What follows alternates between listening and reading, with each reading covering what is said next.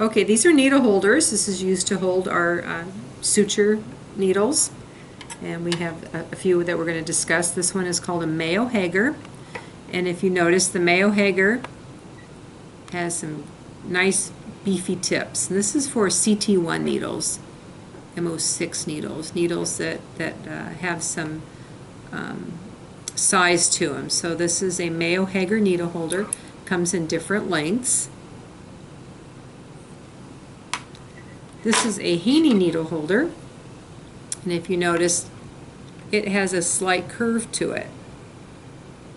And this is so when the suture is loaded, the surgeon has just a little more of he can get just a little more of a curve to it.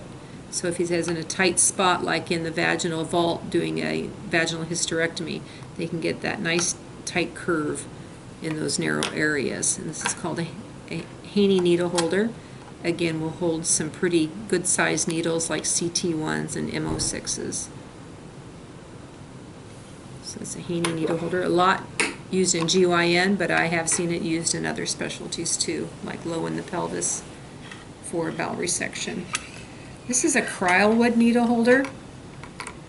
It's a finer tipped, and it does come in different sizes, but this is usually the standard size because it's going to be used on skin, so we don't need a real deep needle holder for on skin.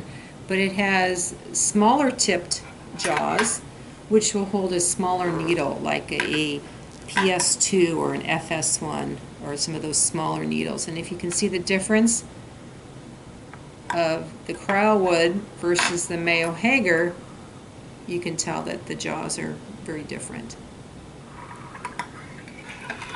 Next needle holder is called a Webster needle holder. It's very small. You put it in the palm of your hand. It's very small. It's used on hands and feet, face cases, where the surgeon doesn't need to be too far away from the surface that he's suturing. And this is, again, used for smaller needles like PS2s, P3s, and small needles that you would use on small structures. This needle holder is a Castro Viejo. It can come curved or straight. This happens to be a curved. It can also come locking or non-locking, and this is a locking one. By locking, I mean when I click it together, it stays. And then we do have some Castro Viejos that are non-locking. This can be used, the size of a Castro Viejo is used in eye procedures. We can have some longer ones that are used in cardiovascular procedures to hold those fine cardiovascular needles, RB1s and RB2s. Suctioning devices. This is a pool suction tip. This part is a suction tip used for abdominal procedures. And then if we want to irrigate, we don't want to pour irrigation in and just suction with this, because these holes then will suck up tissue, omentum or bowel, and we want to protect the structures.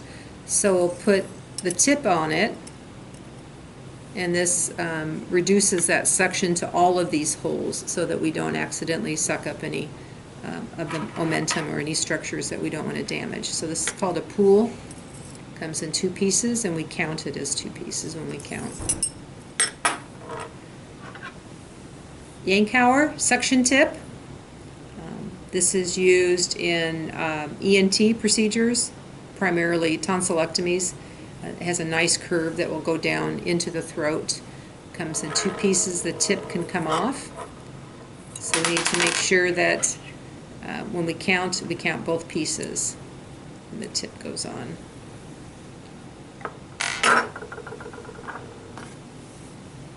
This is an Adson suction tip, and this is a Fraser suction tip, sometimes referred to as neuro suction tips because they're small and can be used on neuro cases like spines, craniotomies, and then smaller procedures where if we were to use a Yankauer suction tip, that would be way too big.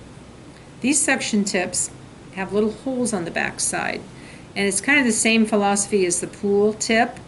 If we were to suction with our finger over that and suctioning something, we would be pulling up structures we don't want to pull up. So sometimes when we suction with this, we will make sure that that hole is not closed, and that lessens the suction. This is important when we're working on nerves, craniotomies, and on spine procedures. So